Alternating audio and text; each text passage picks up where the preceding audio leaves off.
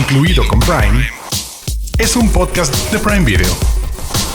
Bienvenidos y bienvenidas a un episodio más de Incluido con Prime, el podcast que les dice lo que pueden ver en esta plataforma. Y hoy tenemos un episodio muy especial que responde a esa pregunta y que tiene que ver con las cosas nuevas que van llegando, que se van agregando. Quizás muchos no lo sepan, muchos a veces se les olvida que estos catálogos van cambiando constantemente y van llegando títulos. Y gracias a algo que notó Diana Su, quien como cada semana me acompaña, pudimos aterrizar un episodio especial que ya teníamos pendiente, hablar de lo que llegaba al catálogo, y les hemos elegido una selección que me parece muy atractiva de clásicos y de cosas nuevas que vale la pena que vean que están ahí. Diana Su, ¿cómo estás?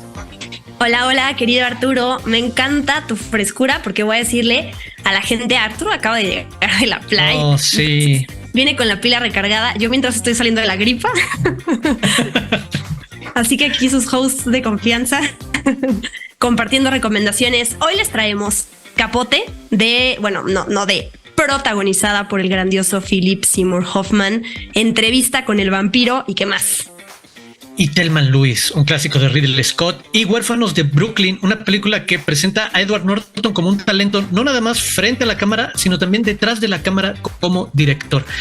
De nuevo, los invitamos, como cada semana ya lo hacemos, a que nos vean también en YouTube, en el canal de Prime Video MX, en la playlist Incluido con Prime. Ahí pueden vernos cada semana. Si quieren acompañarnos, porque se pueden dar cuenta cómo Diana y yo interactuamos durante el podcast, durante el programa, y ver cómo nos emocionan diferentes partes de lo que vamos destacando de las películas.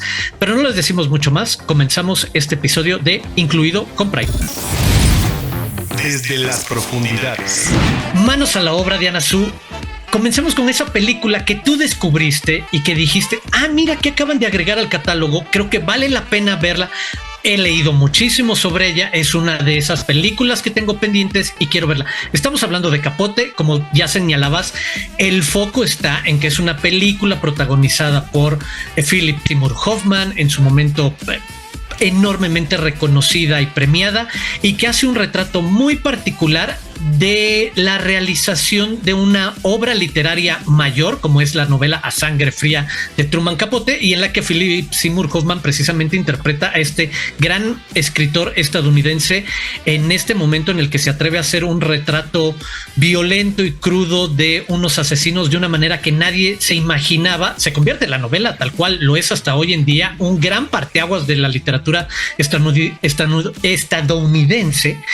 Y es Philip Seymour Hoffman quien nos lleva de la mano a estos terrenos oscuros. ¿Cómo fue tu experiencia de descubrir Capote? ¿Qué encontraste ahí con el gran Philip Seymour Hoffman? Me encantó esta película, la que le dio el Oscar además a Philip Seymour Hoffman.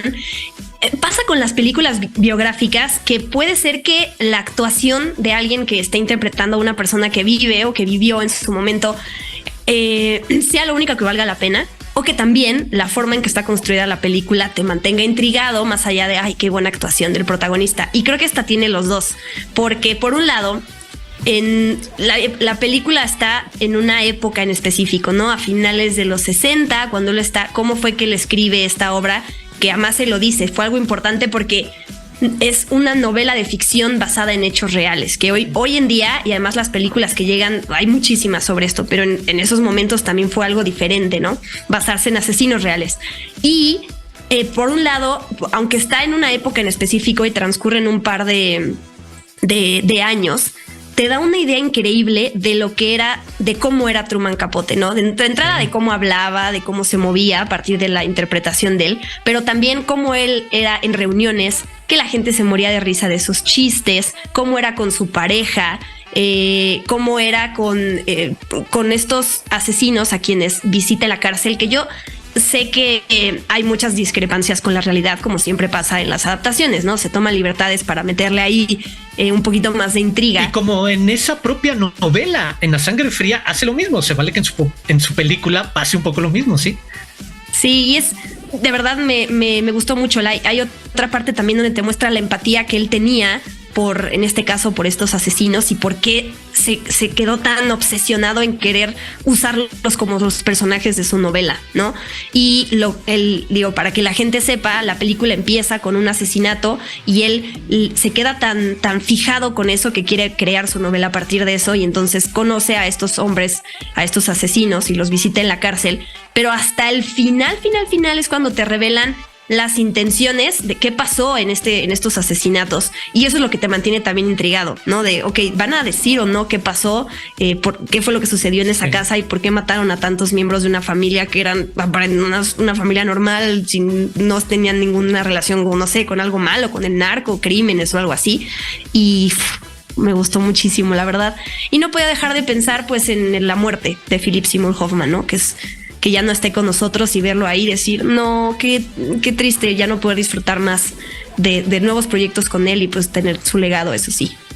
Y uno de los actores, y este es uno de los más claros ejemplos, que sí tenía un rango extraordinario en los papeles, las pieles, las historias en las que era capaz de meterse con esa enorme naturalidad. Quienes estén interesados en buscar, existen obviamente entrevistas en YouTube, pueden encontrar entrevistas de Truman Capote y ver por dónde se mueve, no la imitación, sino la interpretación completa de el tipo de manerismos, de voces, y que sea en paralelo a la hora de ver Capote la película, esas dos partes que señalas, la historia compleja de uno de los grandes escritores de su época, y también la de ese asesinato muy particular que, como señalas, y lo dicen los involucrados a lo largo, no había una razón del todo, y también es esa curiosidad la que provoca a un escritor como Truman Capote si no había una razón, exacto, no es una familia rica de la que pudieras robar cosas, o no tenían algún problema directo entre la familia y estos chavos, es el de, entonces, ¿qué te mueve? ¿Qué parte oscura del ser humano motiva estas cuestiones?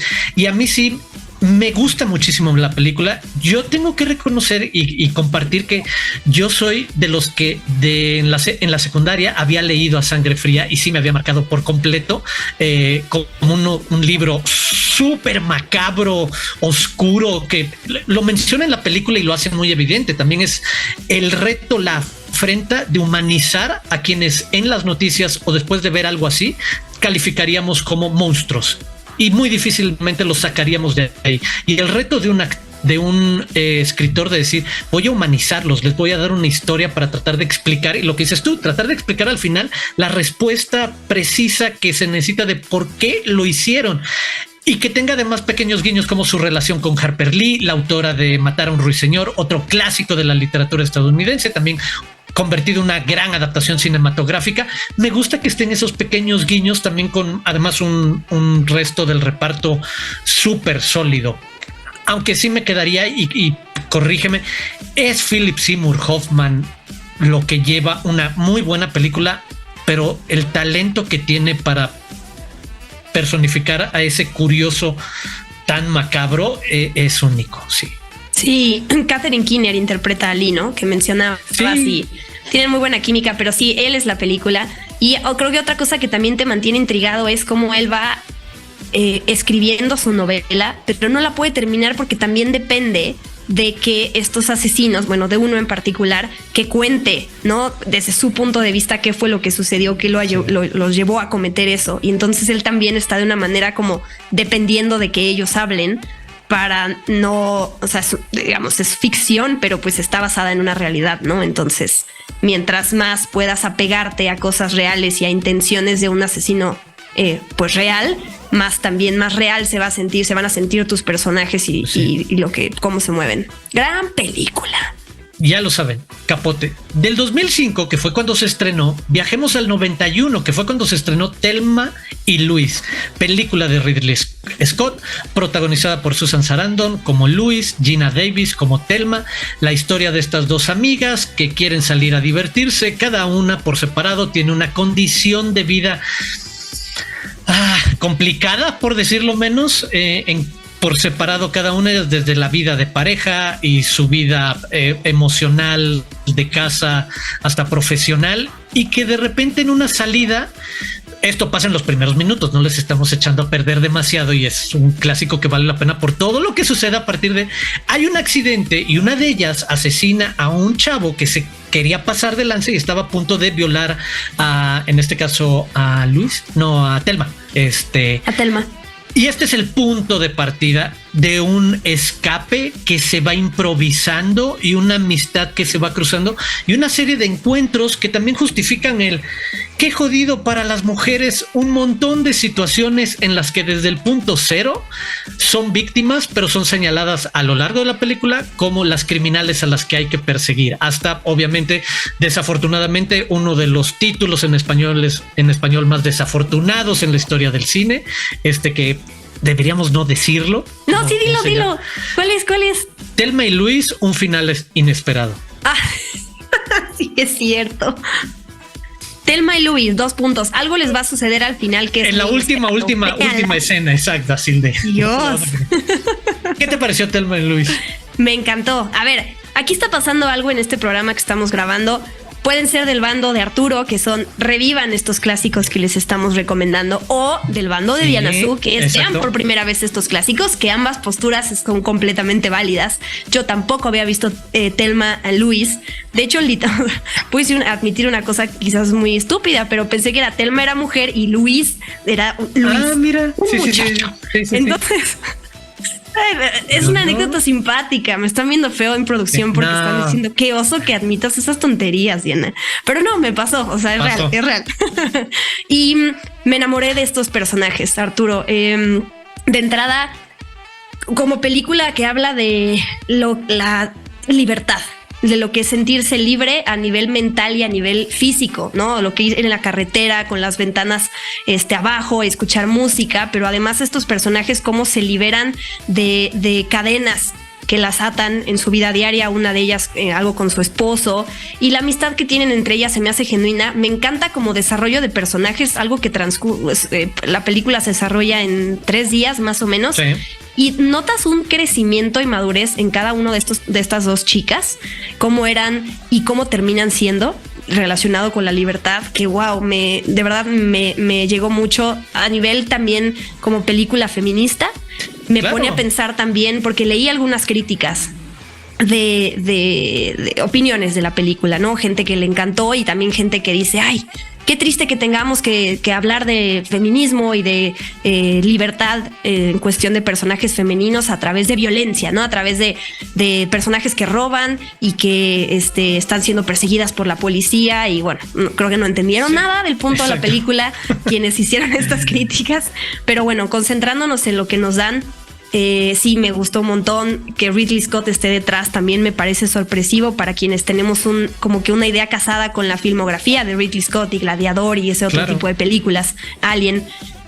Pero yo que ahorita aprovechando que está Babylon en cines, que entrevisté al actor mexicano Diego Calva, que es como su primera gran película en Hollywood, y él trabaja ahí con Margot Robbie, con Brad Pitt, y le pregunté como de las cosas que cómo siente él de estar en un set tan grande, y él dice, para mí cada día en el set era el mejor día de mi vida. Y dice, me contó que Brad Pitt, él hablaba de eso con Thelma y Luis, ¿no? Es como el recuerdo que él tiene de estar en sus primeras películas, que hoy ya pues es algo tan casual para él, la fama y popularidad, pero verlo aquí en este papel, o sea, ¿qué onda que no ha envejecido? Eso me impresionó muchísimo. O sea, lo vi en los Globos de Oro en la tele el otro día y lo vi en Thelma y Luis y dije, Jesus Christ, o sea, pacto con el diablo tiene Brad Pitt. O sea, sí me impresionó mucho. Y es un gran actor.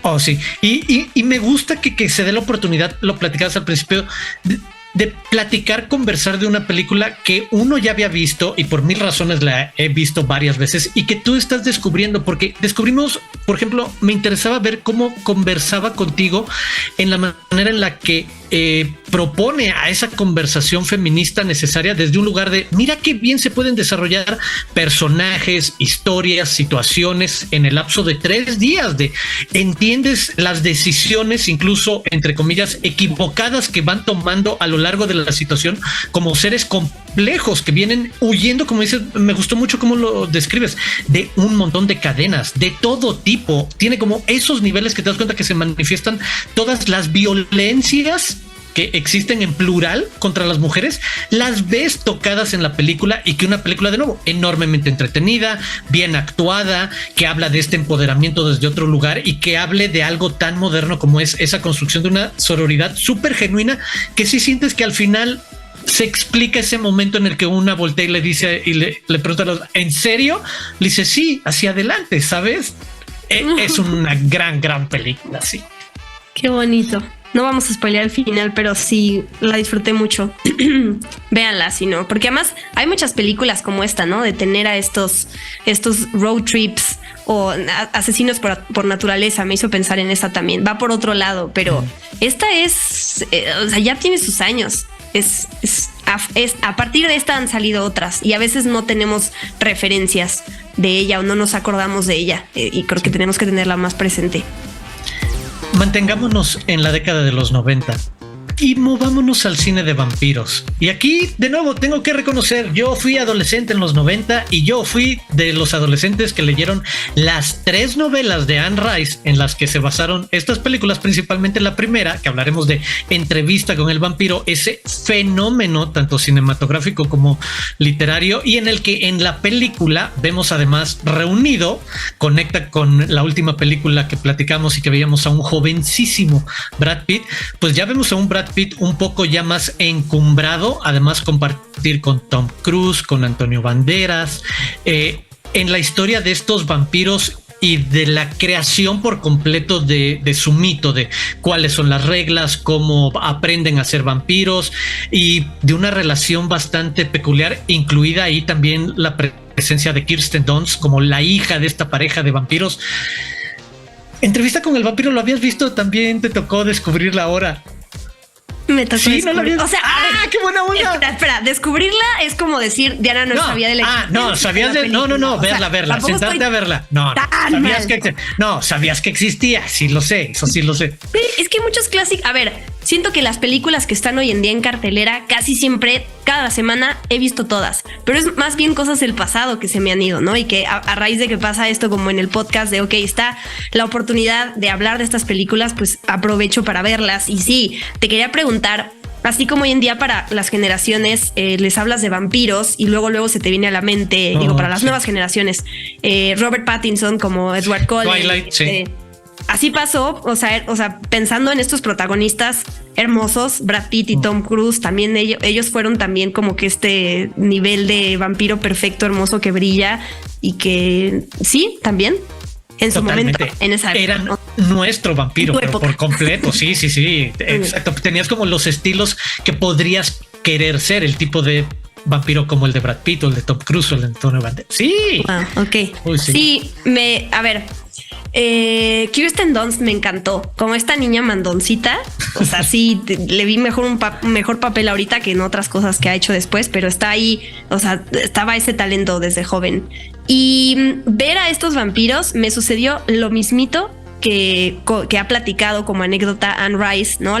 Justo la escritora de la novela, que cuando supo que Tom Cruise iba a interpretar a Lestat, casi, o sea, le dio el patatús, dijo, no tiene nada que ver un actor como Tom Cruise en un papel como este, y hasta que vio la película dijo, no, mis disculpas, sí dio el ancho, me gustó, perdón, ¿no? Y a mí me pasó igual, yo sabía que Tom Cruise protagonizaba a un vampiro, dije, oh Dios, esta no es la mejor actuación de su vida. Pero... Es que claro, suena terreno peligroso, extraño, bizarro, es el de no a cualquiera le puedes comprar, es esa idea de va a ser un vampiro.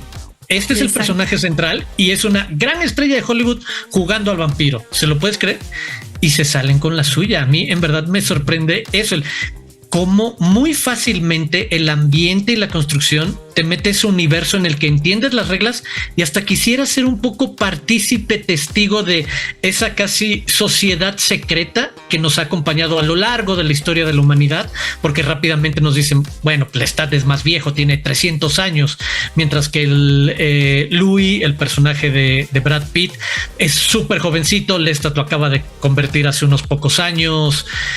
me gusta mucho como los niveles que tiene para jugar y darle a cada uno de los personajes suficiente espacio para que nos interesen muchos personajes y que vaya avanzando la historia, no solamente, si bien a partir del Stat y Louis y el personaje de Kristen Dunst, ahorita no, Claudia, creo que hay interés en muchas más cosas. Es una película que me resulta mucho más coral de lo que, ahora que la volví a ver, de lo que recordaba inicialmente de pensar Brad Pitt y Tom Cruise acompañados de Kirsten Dunst. Y algo que me gusta también es el enfoque, porque digo, eso ya viene a partir de la novela, pero no es esta historia de vampiros que son casados, ¿no? Y es más bien los conflictos internos, cómo entre ellos se ponen el pie también, cómo uno convierte al otro, pero después se quieren deshacer del creador y también los años de experiencia que tienen de haber vivido tanto tiempo y cómo se van haciendo las alianzas entre vampiros. O sea, ya hacia el final no me acordaba que ahí iba a salir Antonio Banderas, ¿no? Entonces ya cuando había olvidado que estaba, de repente apareció y dije, no, wow, sí, gran elenco. Incluso cómo está contada eso, como desde el lugar de un vampiro, tal cual es el título, que está siendo entrevistado por un reportero, en este caso es Christian Slater, y que está recordando toda su historia mientras va explicando, y son realmente un montón de flashbacks porque constantemente regresamos a esa entrevista y a las interacciones en las que el reportero escritor cuestiona o no pues esa gran historia y pide un poco más de pruebas, pero también aprovechan ese como gran arco que te da la historia de un personaje que puede tener siglos de vida para tocar momentos históricos en diferentes países o hacerlos viajar durante largas épocas y tenerlos en Europa. Ahora que la volví a ver, me resultó entretenida hasta en eso.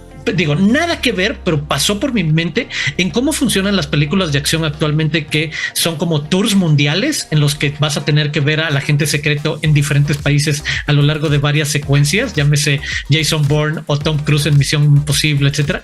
Sentí que podía jugar un poco en el de los vampiros que van a tener que vivir en diferentes lugares bajo diferentes contextos, circunstancias, y que también los hacía más ricos porque tenían que interactuar con nuevos contextos, nuevos tipos de vampiros que son más conservadores y no aceptan precisamente que hayan convertido a una niña, lo cual se convirtió en un problema, y lo cual también es una de las cosas que más me gustan por perversa la idea detrás de se acaba convirtiendo en una mujer que tiene 100 años o más años atrapada en el cuerpo de una niña como una muñequita, que también le provoca una serie de conflictos bien intensos al personaje de Kirsten Dunst y que, como tú dices, le da para lucirse en el que podría ser uno de los mejores papeles de su carrera. Entonces, si no lo han visto ahí, creo que todos tienen para lucir sus momentos en etapas en los que, híjole, si eran los más bonitos, guapos, estéticos de Hollywood, Brad Pitt, Tom Cruise. Sí, y es una película oscura, o sea, hay que decirlo, porque me hizo pensar en esta serie que existe hoy en día de What We Do in the Shadows, que es muy buena y que también se enfoca justo en cómo conviven los vampiros en la sociedad moderna, ¿no? Y las cosas que les parecen tan raras de nosotros los humanos. Pero ese es el tono más de comedia, ¿no? Aquí sí es oscuro. De hecho, la película es clasificación C, si no mal recuerdo, ¿no? Sí. Es oscura, pero muy buena, la verdad.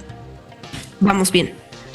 Y finalmente cerramos con una producción mucho más reciente. Yo recuerdo haber tenido la oportunidad de ver esta película en el Festival de Cine de Toronto, no recuerdo si 2017, no, 2019, sí, cierto. Ahorita estoy viendo que cuando fue que se estrenó. Y me gustó mucho el trabajo de director de Edward Norton y el doble tiro que siempre reconozco. Creo que es un reto muy especial de un director que decide, o un actor que decide dirigir y decide ponerse también como uno de los personajes. Pero en esta historia un poco de criminales y mafias y el poder y la corrupción en Brooklyn y un hombre que trata de